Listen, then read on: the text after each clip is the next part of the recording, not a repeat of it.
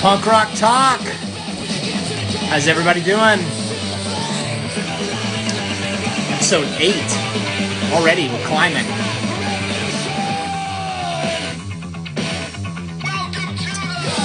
Right now, you are listening to the Rebellion Noise 2022 playlist on Spotify. This week we are featuring all of the bands that are on Grimace Records. They are my guests today. We're going to be talking to them about different bands on the label, why they started the label, what their mission is, etc. Also, it's Women's History Month, so we're celebrating that. We're going to be talking about the importance of strong women in the scene, and we've got a lot of really exciting guests lined up this month for that. So you don't want to miss out. Make sure that you tune in. If you miss an episode of Punk Rock Talk, you can find it on our YouTube channel.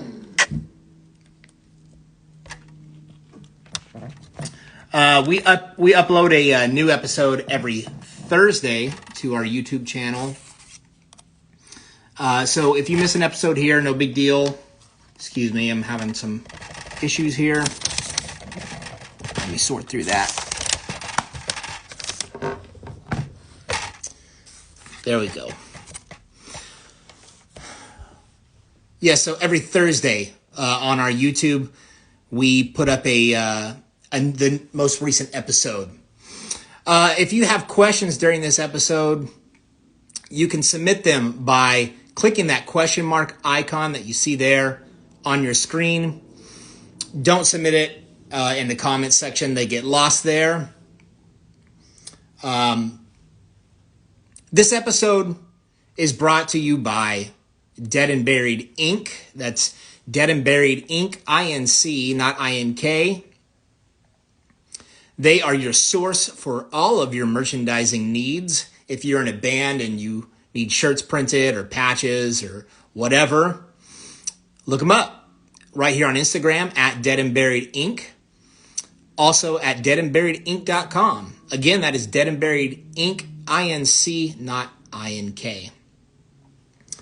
Okay, we're just going to go ahead and jump into it here. Let me go ahead and invite Grimace to the page. Okay, and also to Sophie. Hey, we go. Hey, Todd, how you doing, buddy? I'm good. How are you? I'm doing well, man. I've also sent the invite to Sophie, so we'll see whenever she connects, but I know that she's standing by. Cool. Good deal. In the meantime, I just want to say thanks so much for being a part of this. Yeah, thanks for having me. Of course. You guys are the first label that we've had be on this show so far. Cool. Yeah. Killer. Good deal. And you know, it's kind of just a matter of timing. I'm always kind of scouring through social media and kind of seeing who's who and what's what's happening. And I noticed that you guys had a compilation coming up. And I thought, oh, that's cool. I'm curious about that. And so I started looking into it a little bit more and saw that you guys had put out a couple more previous to this one, but that this one's be coming out this month. So I thought, man, this is cool because this label clearly has a mission. And I wanted to be able to talk a little bit about that and also just kind of the history of the label and how it got started and all of that. Yeah, all the fun stuff for sure. So I guess I'd start off with somewhat of coming from being in a band, I kind of saw like some of the issues with, the relationships between bands and record labels and how it didn't seem to me very sustainable. With record labels typically wanting to own, all of your content, keeping like, 50% of all the streaming revenue, which is barely anything.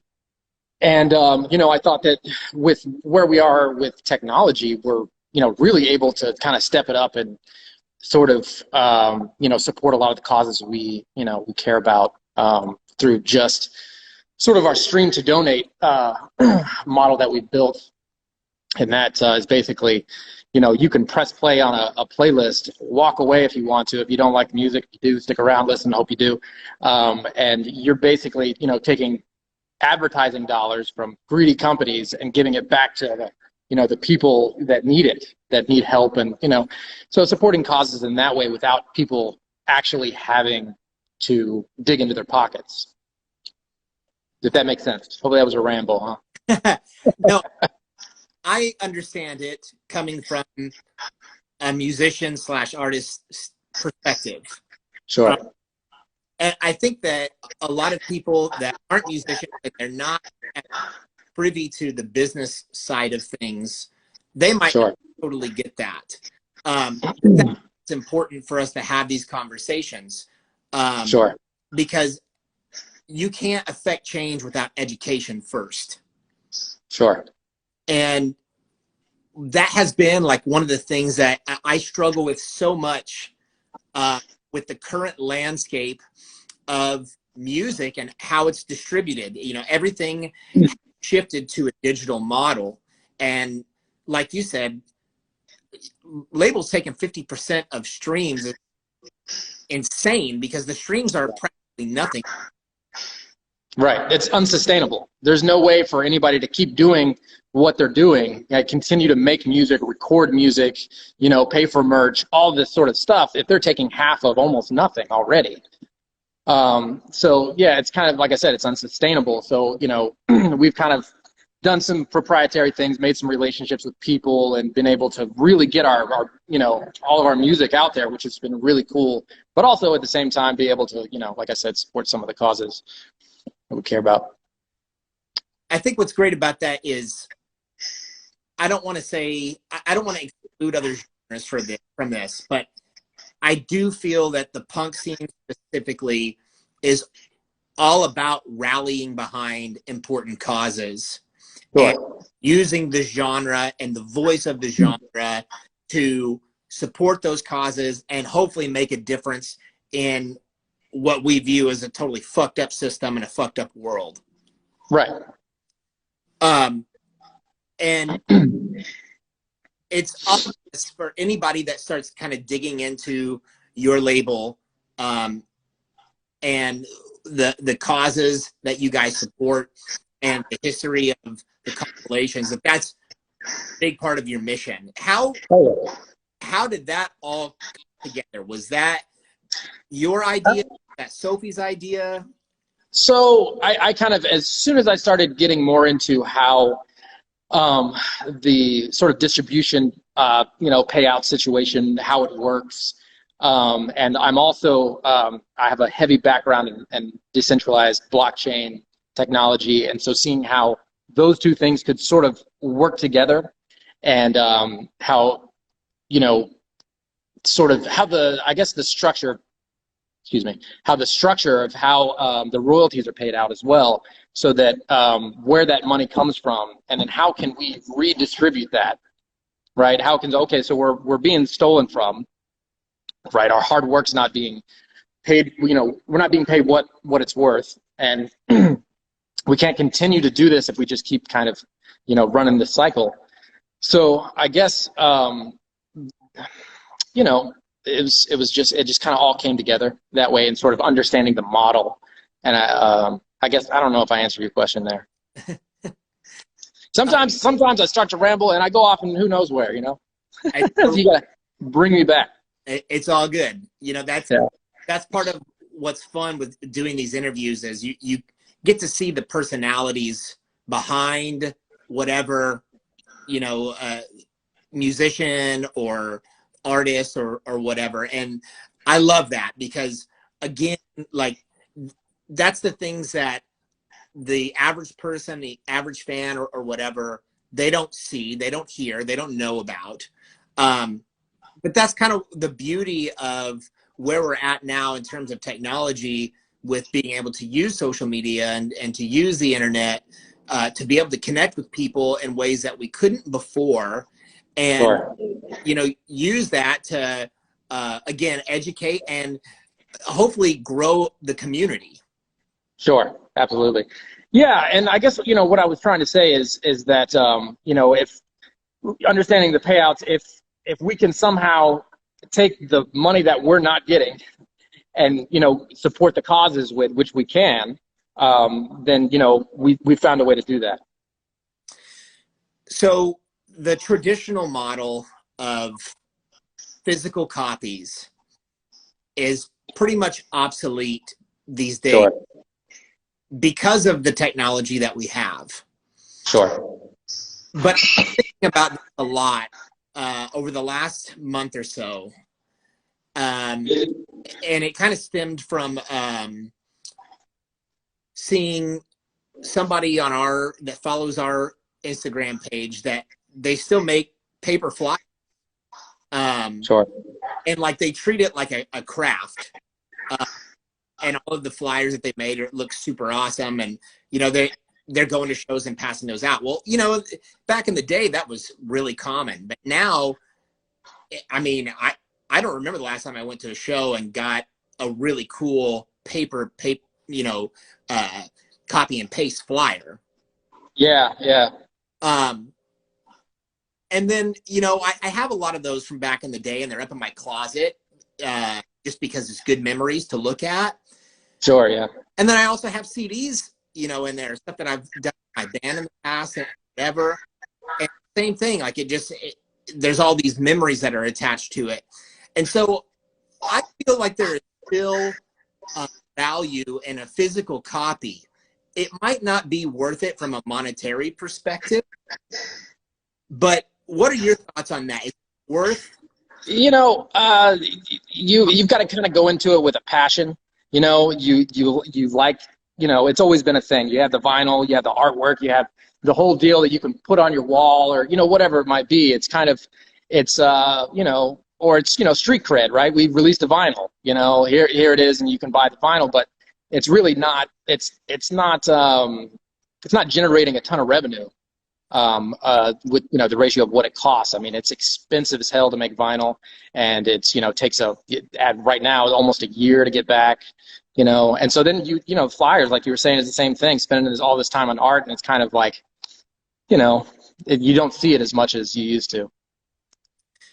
Yeah, and I think like we've kind of really eased into this era of instant gratification and convenience because everything is on our phones now. But at the same time, I feel like that has made things very easy to dismiss as they come across our path when we're scrolling across, you know, whatever platform we're on.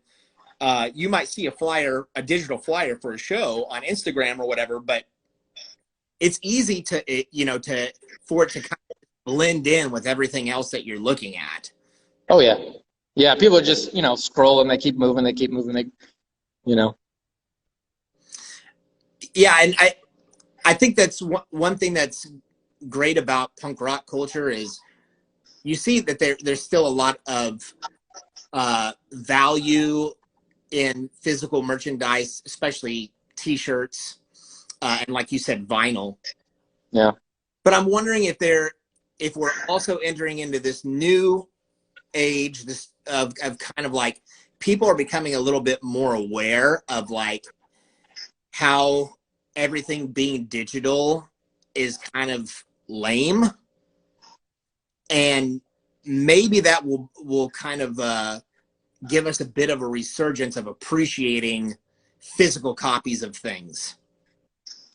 Yeah, I think so. I think it comes in waves. You know, people kind of get tired of everything, you know, being digital and, you know, in their hand on their device or whatever.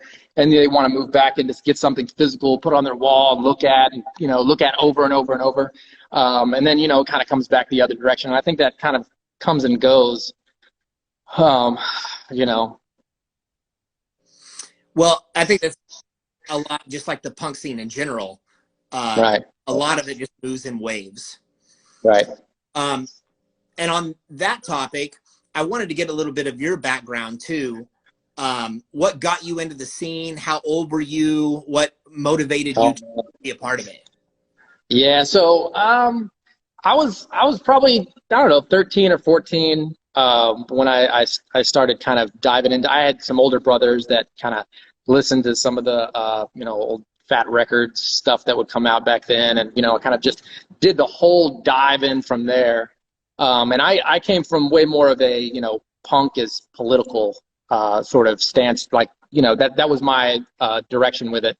And so I got in real heavy on the political side, and so I listened to a lot of political punk and stuff like that. But I also, you know, enjoyed a lot of the street punk and just everything all over the place. I enjoyed the energy from like whatever direction it was coming from. I just enjoyed the community and like, okay, you know, we're here, we're angry about something, and we're gonna do something. You know, sort of mentality. I had so much energy.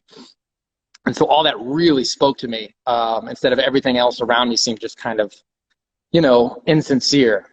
This was the only thing that was sincere to me, and you know, so that's kind of, like I said, I just kind of went down the rabbit hole, and you know, I started doing music videos for punk bands, and then I got into sort of, you know, I started playing in bands, and just meeting people, and then just kind of evolved into the situation that we're in now, and it's just, you know, keeps evolving. Totally. I think that's great because you have so many different perspectives, not just as someone that is running a label, but because you're a musician, because you are into video production, you're seeing things from all these different angles. Yeah. Do you ever talk to the band on the labels about whatever they're doing and say, hey, I see what you're doing, but maybe consider this perspective and apply? Yeah, so, you know, I like to throw things out there, but, you know, another one of the unsustainable, unhealthy relationships that you have between bands and labels is, you know, labels typically want to own your music, and that's, you know, that's part of their income, so then they want to dictate how you do things, your artwork, your, you know, your entire creative process. And that was something that I've always been totally against. You know, I think you own your own music, you know, you're your own creative, as long as there's nothing, you know, conflicting that's going to be fucking weird, like, go for it. That's you know, that's your creative expression. So I throw things out there. I say, well, look, you know, this is what we have had success with in the past. This is where, you know, here's some suggestions. Take it, leave it, don't. Cool. You know, we're not here to put up roadblocks. We're here to try to like help you grow. And if you go somewhere else and you, whatever it is for you to grow, that's, you know, we're all trying to do that together. Yep. So Grimace Records is based in Austin, Texas. And you guys have a lot of bands from Texas on the label, as well as some other artists that are outside of the country. Oh, yeah. Which is really cool. It's obvious that Texas is a theme with what you guys are doing. And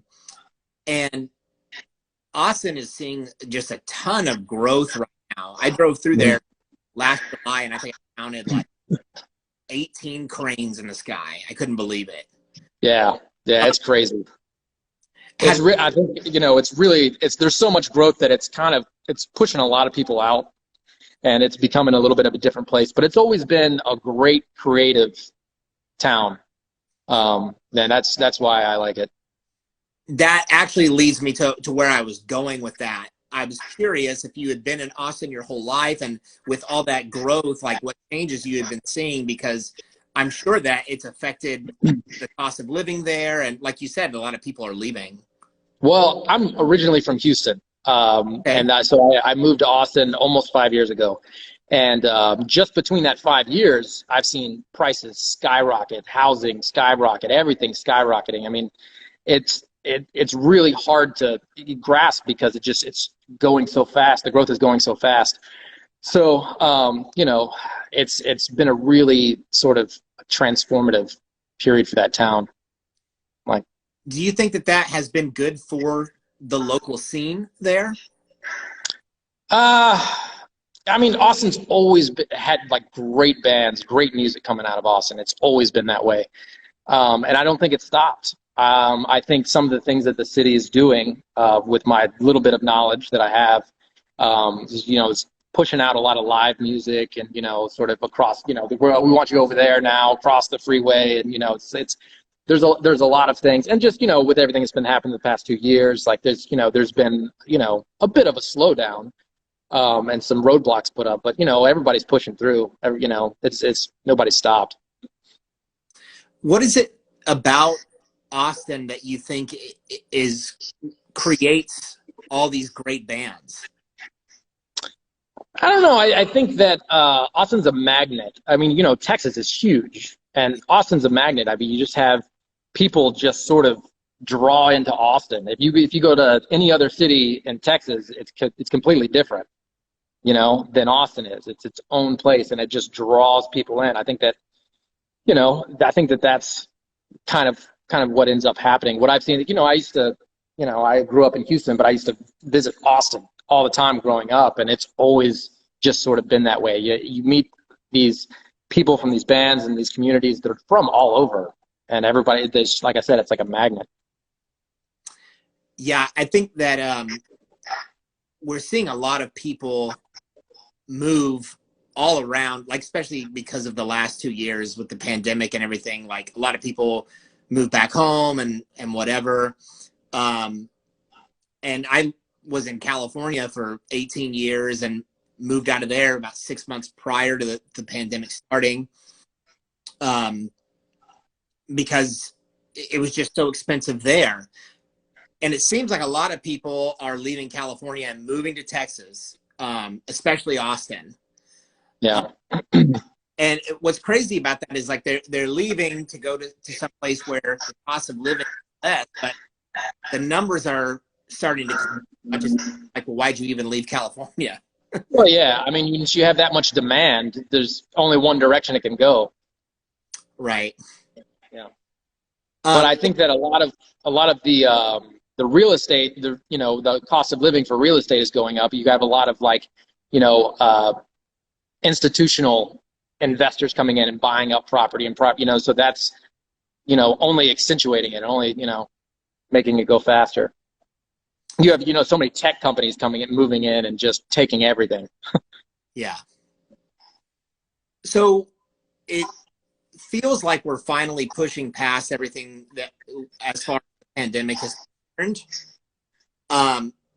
So I can only imagine that you're seeing more of a return to live music in your local area.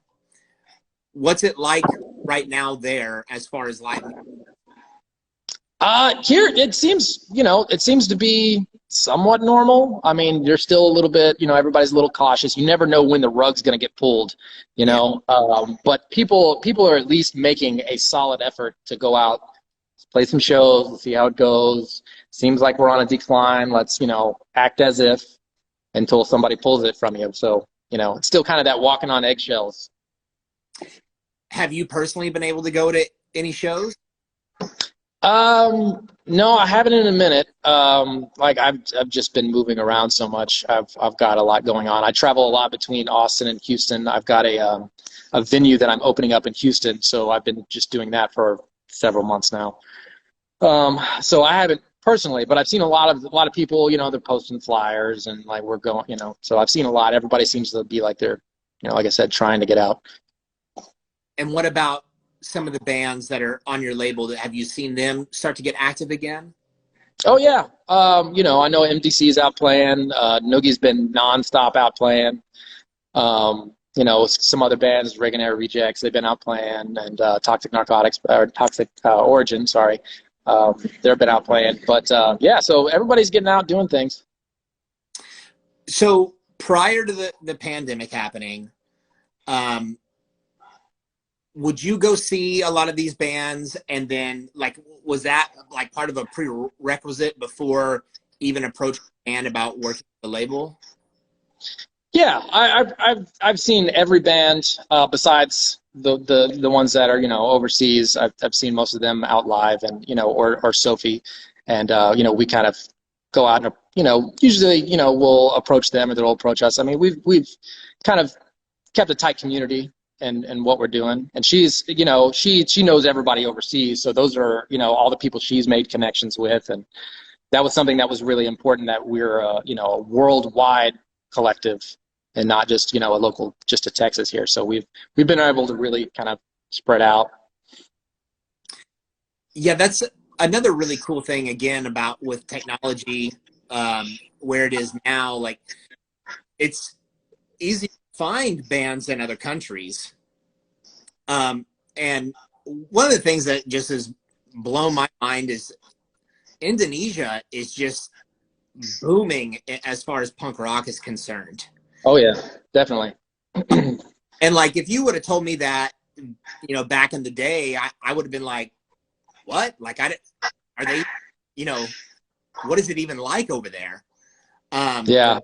But I see like so many Indonesian bands, Instagram, and on Spotify and YouTube, and I'm just so like, kind of mesmerized by the culture of everything over there. I'd love to go sometime and maybe play a show or just watch some of those bands. Oh yeah, no, we get a lot of messages from people over there, and it's really cool to be able to. So like, we put out some Indonesian punk bands, and what might seem minuscule royalties here, you send it over there, and it's like everybody's living a whole new life all of a sudden. So, we're really able to make a huge impact and like the community, overseas in that sort of way. And then, you really see that community grow, online with, more bands are popping up. Now, like, they're able to record and other bands are popping, what I mean? It's just kind of the whole community grows, as we grow. And it's cool to see that difference even from so far away. Absolutely. One of the things you mentioned was recording, and again, the technology for that has just advanced so rapidly now to where, I mean, almost every musician I know, they have an at-home studio. Yeah, sure. Whereas, back in the day, like when we started the Havoc, if you wanted to be in a room, if you wanted to be in a band with somebody, you had to be in the same room with them, period. Yeah, sure. Right. But I think it's great that bands are able to record things kind of on their own terms now. But it also is kind of different for labels, because they used to have to shell out thousands of dollars to send a band to the studio and kind of like keep their fingers crossed and hope for the best. Yeah, that's was a huge expense back then. But now, it's with how accessible all of that gear is, people that get on YouTube and do some tutorials, or just learn. I mean, that stuff is just not as expensive as it used to be, and right. So now everybody has access to it almost at any given time. So it's really kind of eased a lot of that pressure with expenses on releasing an album. Yeah, absolutely. When it comes to releasing, most artists, they're distributing through all of the digital platforms. But there are still some record stores. Do you guys ever do distribution to local record stores or even regional record stores? We've tried to dip our toes and to get involved with people that facilitate that, whether it be kind of a major company that does it, but then there's red tape with all the mom and pop shops that they say you have to be exclusively with us. So we distribute to all these places, and then you can't distribute anywhere else. Well, nobody goes to these stores to buy records. They all go to the the little record store down the street with all the cool punk albums. They don't go to Best Buy or Target or wherever it is. So then we try to make relationships with people that facilitate for those, and it's just even with technology where it's easier to communicate with people, it's still a lot harder to to distribute vinyl at this point. We do what we can, but then again, the past 2 years, it hasn't been a high priority either, because there's no live shows. So even if you wait a year for the vinyl, there's no live shows to really just sell them at, and then nobody's going out to record shops anyway. So it's kind of like, okay, we'll just see where this goes and hope for the best. But yeah, we've been trying to develop relationships to find the right fit to, how to get everything out there before we make any, big moves. So back in the day, there was like a very clear business model, a path basically on how to successfully launch a band, release their music, distribute their music, etc. But with where we're at now, it seems like everyone is kind of unsure of what's the best way to do this and what's the best way to move forward. As someone who runs a label, do you feel that way? Is it frustrating, or do you feel like you kind of see your own path? So I guess I don't understand the question. Are you asking, like, is it complicated to release the album, like, now, more complicated now than it was? Basically, like, for it to get the most results, is it more complicated now than it used to be? Oh, yeah. I mean, yeah, you're trying to break through the noise barrier. Like, online, people just see so much shit nonstop. And so it's hard to break through that. And you're dealing with human psychology and habits, and, you got to take that into effect. But, yeah, it's a little bit of a learning curve trying to break through that barrier. And it is a little bit more complicated in that fact, because that's how most people are getting their music. Most people are just getting it online. So you got to figure out a way to get it in front of them. But, you find people that are already appealing to, that already have an audience, and you just hop on that train. And that's been the best, most effective way to get out there so far. The algorithms are always changing, so you're having to keep up with those. So, I mean, that can be challenging. But yeah, it's a very fluid environment. You have to keep on your toes. So for me, as a musician, as an artist, and thinking about, like, what's the best way to release music, I thought a lot about the traditional model. Most bands back in the day, they put out 2 or 3 singles, and then release the album with the 3rd single usually. And then, depending on how good the record is going, they put out 1 or maybe 2 singles after the record's released. Sure. I think that model is just dead in the water because of what you said. People come across so much shit on a daily basis. Their attention spans are so short that the traditional model, I just don't think, works anymore. And I've seen some bands, mine included, we've started doing this where we will only release 1 single and just kind of let it breathe for a little bit, and then release something else that's new. And we haven't even announced like a release date or anything like that. And I think it's kind of this whole thing, like you said, with the psychology of people. It almost seems like it's better to just give them little bites and let them just kind of experience that and wait for what's next, rather than making a big deal out of a full album and following, again, what I said, like the traditional model. What are your thoughts on that? Yeah, I think it's not only like thinking about what people like, getting their attention through all the noise, but it's also, you have to think about, our world is ran by bots.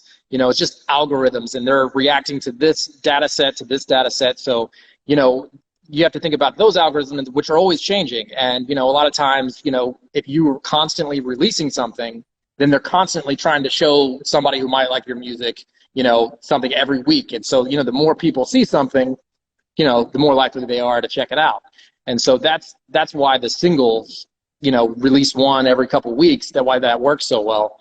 Another thing is, you know, like back in the day, you know, record companies used to pretty much own the radio stations. We're talking a little bit way back, but they pretty much own the radio station. So they put out an album, they send it to the radio station, they play it, they tell the people what to like. You're going to like this, and then you're successful all of a sudden.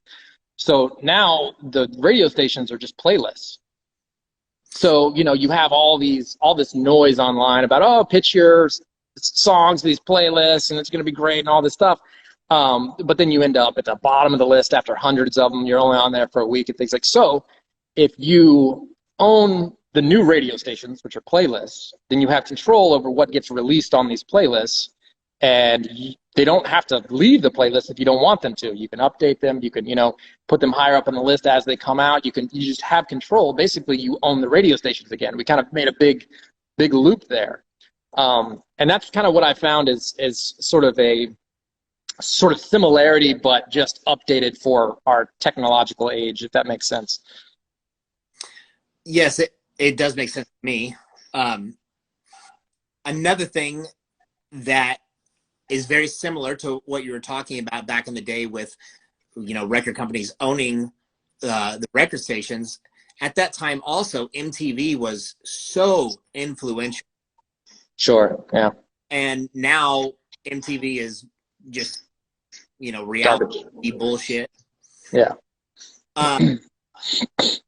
Did the whole MTV era, did that have a big impact on who you are in terms of someone who is a videographer and how you view music, how you view artists?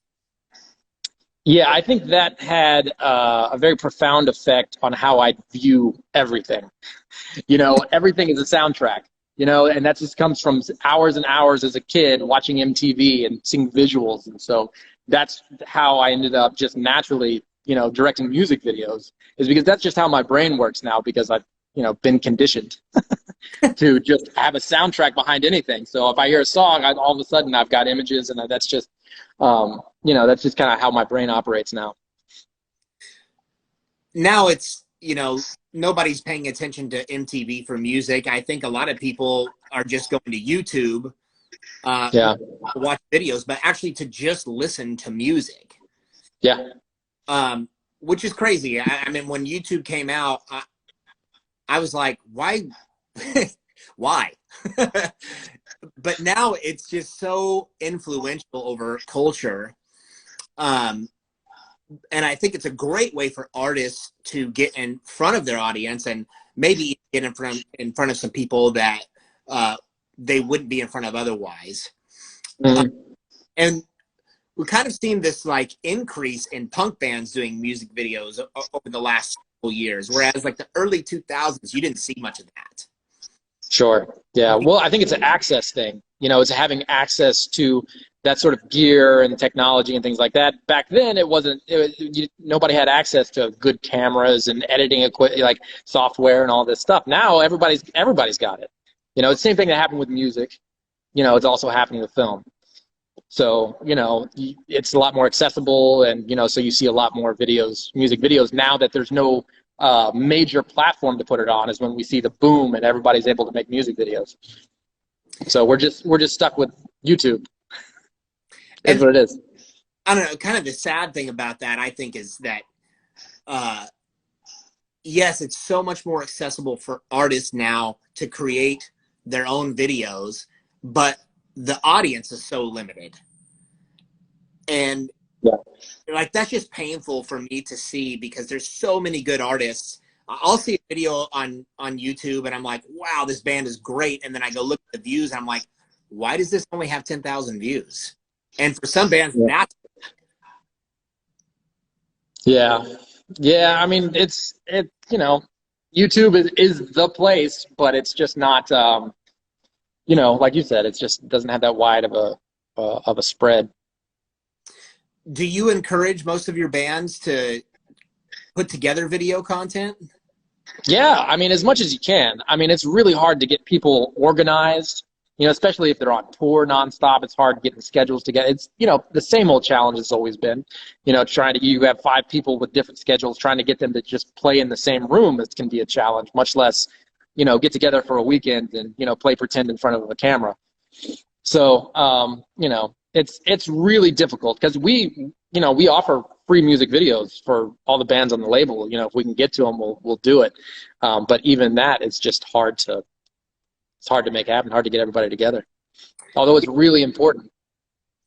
Yeah, it's like you said, organize. And I think that as a society, we've gotten to a point where we've been, like you said before, conditioned to just always be on the go and just to do more. And there's all these distractions, you know, and everybody has responsibilities and lives that they have to lead. And it seems like there's this constant tug of war between having a balance with your home life, your work life, and whatever it is that you're passionate about. And I think at this point, it doesn't even make sense to try and do this for money. Like, you really only need to be doing it because you're passionate about it. Would you agree? I think that is probably the right way to look at it. I think that if you're doing this, it has to be for a passion. And if it becomes more, that's fucking great. I mean, that's all of our goals. We just want to do what makes us happy. I think that it's completely possible with the, you know, if you can harness the technology of where we're at right now, it's completely possible to at least get enough to keep doing what you're doing. You know, as long as you don't have someone, you know, stealing half your money. Right. Yeah. I'm going to send the invite to Sophie again. It said last time that she was unable to join. So let me try her one more time. Okay. And if for some reason that doesn't work, what we have to do is just end our live stream with your page and then send her the invite again. And then she can join. Yeah, sure. I've never had to do a dual join like this before, but from what I had read, it's possible. So I don't know if she's having some other technical issue on her end or what. Yeah, I was going to try to get into the same room, but I'm in a totally different city now. Sometimes I don't know where I'm going to be. Yeah, I totally get it. Again, it's like wherever you got to go to do what you got to do, because we're always just being pulled in different directions. Conditioned to keep moving, right? Exactly. Yeah. While we're waiting for her, if anybody in the audience has questions, go ahead and submit them by clicking that question mark icon on your screen, and then you can type in your question. If you put one in the comments section, it just gets buried there. I haven't seen it, so please. Okay, it says again here that Sophie was unable to join. So what we're going to do is we're just going to go ahead and try switching gears here by having you end the live stream on your side and then for the invite again. Okay. And if that doesn't work, then we may just go ahead and have to end the episode early. But before we do that, and before I let you go, is there anybody that you want to shout out? Are there any bands that you want to shout out? Is there anything coming up that you want the audience to know about? Hey, I just really want to say that I appreciate all the support from the community. And, you know, it's not any one person or one band or anything. It's like we have so much support, and, you know, we enjoy, you know, giving that back. And, you know, we wouldn't be able to do it without every single person that's involved. You guys do have a website. I've spent some time on there this week, and it's great because you've got links to everything for all the bands on there. And what I mean by that is if you go to a band's page and they have a Spotify or an Instagram or whatever, the links are right there. Yeah. Tell people about the website. What is the address? It's just grimacerecords.com, and you find everything on there. It's updated, you know, weekly. There's always new stuff. We got, you know, releases coming up all the way through summer. So there's always something new. You check back every week. And again, just in case I'm not able to get Sophie on here, tell the audience about the compilation that is coming out and what the cause is behind it. Well, so Sophie will be able to tell you more about the specifics about the compilation, but it's basically our same stream to donate platform where we're going to, push the royalties from the compilation straight into organizations that, that could use support, ones that we care about, and, all that sort of thing. This one that's coming out, we have one coming out for, it's the, I'm going to let her give you the specifics. I don't want to mess it up. Okay. Perfect.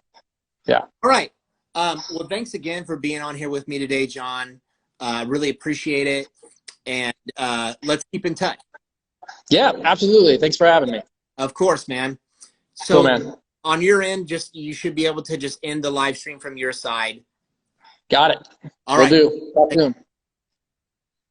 All right. Okay, so now that John has left, we're going to see if we can get Sophie back on here. I hope everybody has been enjoying your week so far. There's a lot happening right now in the world. Obviously, the whole Russia-Ukraine devastation. And I wanted to talk a little bit about that today, if possible. So I'm going to use this little window of time just to say that there are some things happening behind the scenes right now. There's some shows that are trying to get organized so that we can provide some support for Ukraine. I'm hoping that we'll be able to announce those things here in the next week or so. But it's still all developing. But personally, I just want to say that my heart goes out to all of the families that are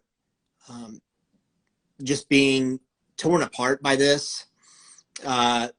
I have not watched the news today. I don't know what the latest number is. The last I saw, I think it was 645,000 families have fled the country. And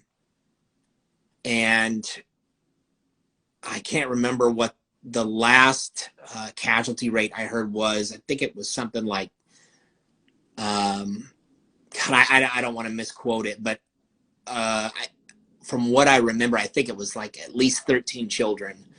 And that is just heartbreaking. From my perspective as a new dad, I just could not imagine losing my child. I also couldn't imagine what it would be like for her if I was torn away from her, if I was torn away from my wife, to have to fight some ridiculous war that these people, they don't want. Nobody wants this. So again, my heart just breaks for all those people. And like I said, we're going to be organizing some shows as an aid for Ukraine. And once I have that information, I'll let all of you know. All right. I am still not getting any connection from Sophie. I'm going to try one more time.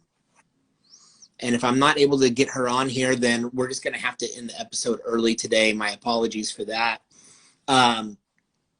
But this month, I've got a lot of exciting guests lined up. We are celebrating Women's History Month.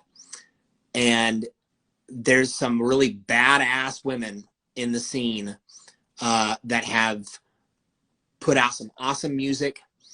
And then others that do things behind the scenes that I am excited to bring onto this show and talk about the importance of women in this scene. Obviously, it's important for women to be a part of society in general. But the punk rock scene is such a male-dominated scene, especially with bands. And I am very intrigued to get the perspective of all these different women that have been successful with putting out great records in this scene, and just to get their perspective on it as females.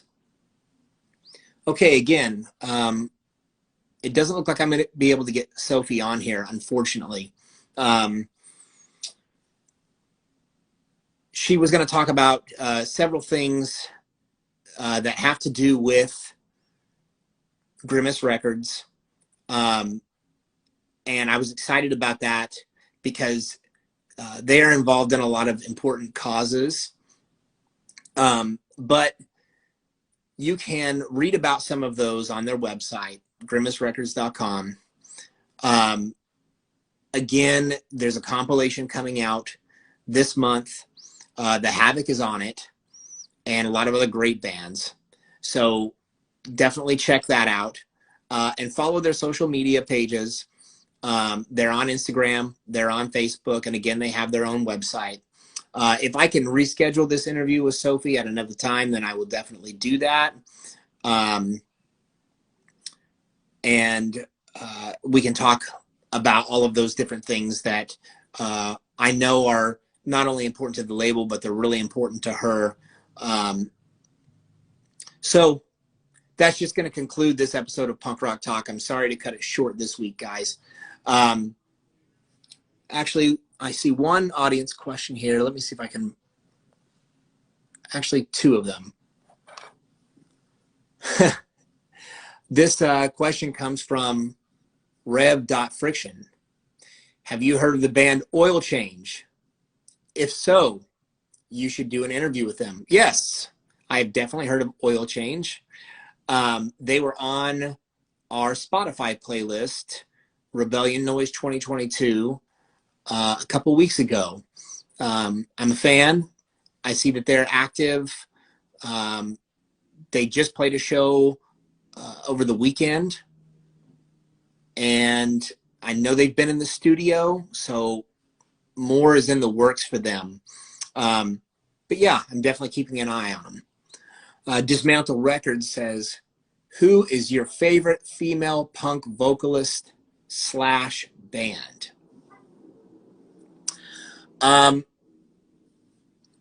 With that,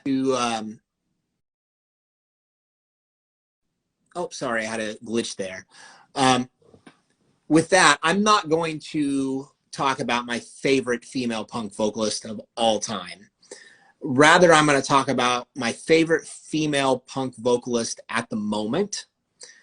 She's also going to be my guest next week here on Punk Rock Talk. I'm talking about Susie Moon. If you're not familiar, you need to look her up. She has this really cool vibe going on that reminds me of this kind of cross between Joan Jett and the Plasmatics. You can tell that she's very genuine in her approach. She's not just a great musical artist, but a visual artist as well. She has several music videos on YouTube. You should go there and watch them. It's obvious she puts a lot of thought behind each video and the aesthetic, what the visual goal is for each song. And aside from that, my buddy Patty Bowe plays guitar in her band.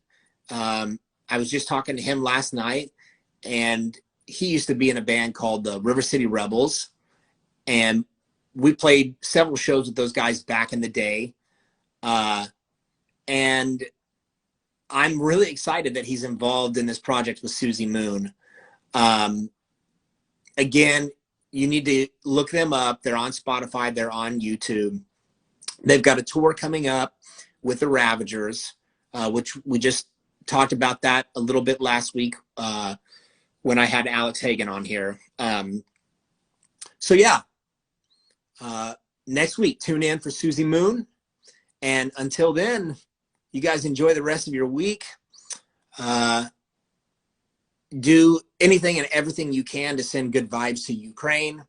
And we'll see you next time. Later.